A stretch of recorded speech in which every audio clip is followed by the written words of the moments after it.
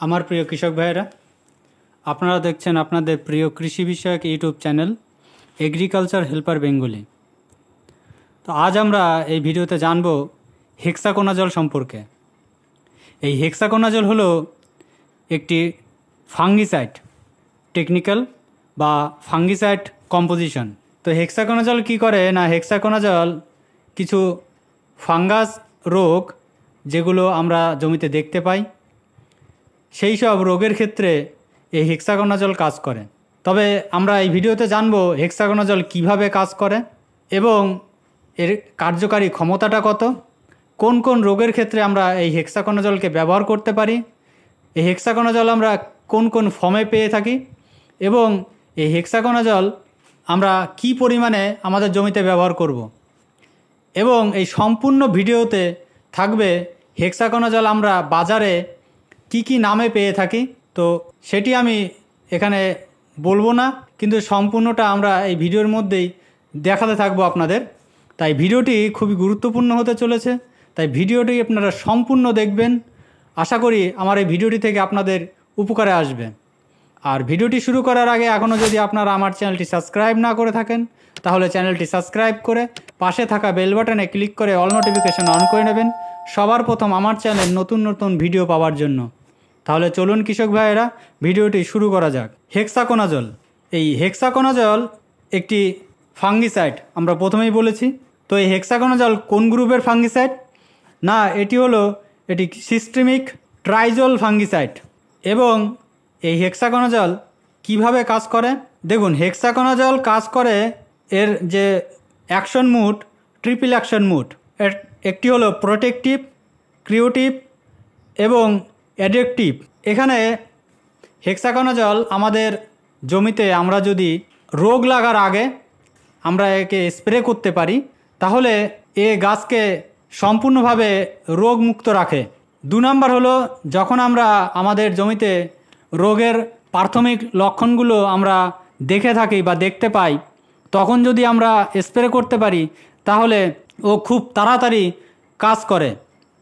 এবং 3 নম্বর হলো, আমাদের জমিতে যদি রোগ লেগে যায়, তারপরে যখন আমরা স্প্রে করব এবং তার পরবর্তীতে ওই গাছ থেকে যে নতুন পাতার সৃষ্টি হবে বা নতুন পাতা বেরোবে, সেই পাতাকে সম্পূর্ণভাবে সুরক্ষিত রাখে বা এই হেক্সাকোনাজল সুরক্ষা প্রদান করে, যাতে সেই পাতাগুলোতে ফাঙ্গাস আক্রমণ করতে না পারে। এই হেক্সাকোনাজল 3টি ফর্মে আমরা দেখতে পাই। একটি হলো 5% SC, একটি হলো 5% EC এবং আরেকটি হলো হেক্সাকোনাজল 75% WG। এই 3টি ফর্মে আমরা দেখতে পাই। তো এই হেক্সাকোনাজল ব্যবহারে আমরা যেটা লক্ষ্য করেছি যে হেক্সাকোনাজল ব্যবহার করার পরে খুব তাড়াতাড়ি এ কাজ শুরু করে। অর্থাৎ আপনার যদি গাছে রোগ লেগে থাকে বা যদি রোগ নাও লাগে, 6 থেকে 10 ঘন্টার মধ্যে এই হেক্সাকোনাজল কাজ শুরু করে দেয়। এই হেক্সাকোনাজলের কার্যকারী ক্ষমতা অর্থাৎ কার্যকারী মেয়াদ থাকে আপনার 12 থেকে 15 দিন। তাই আপনাকে যদি আপনার ফসলে রিপিট এই হেক্সাকোনাজলকে স্প্রে করতে হয়, তাহলে আপনি 10 থেকে 12 দিনের মধ্যে স্প্রে করবেন, তাহলে খুব ভালো রেজাল্ট পাওয়া যাবে।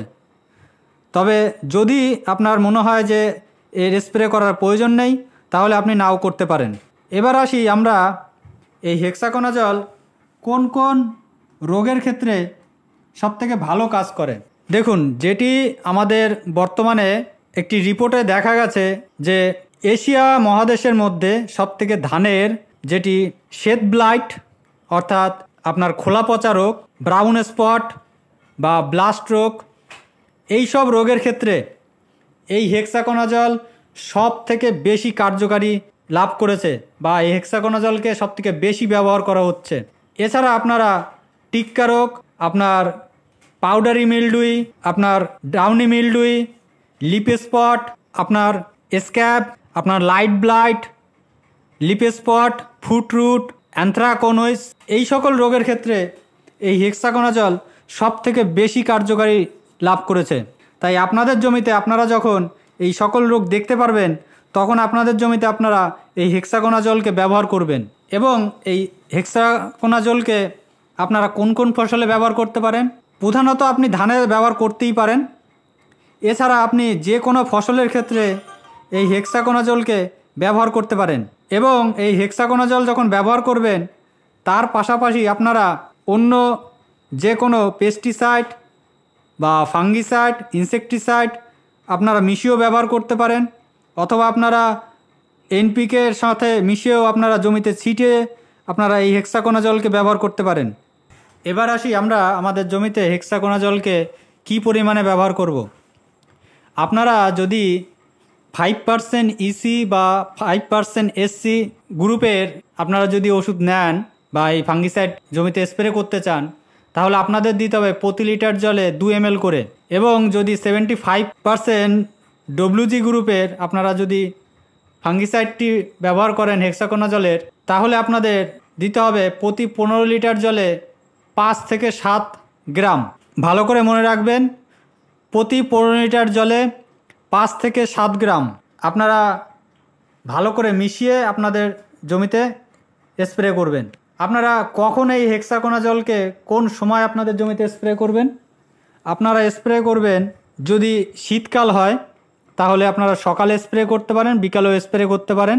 আর যদি আপনার গরমকাল হয় বা গ্রীষ্মের সময় হয় তাহলে আপনারা বিকেলে স্প্রে করবেন, খুব ভালো রেজাল্ট পাওয়া যাবে।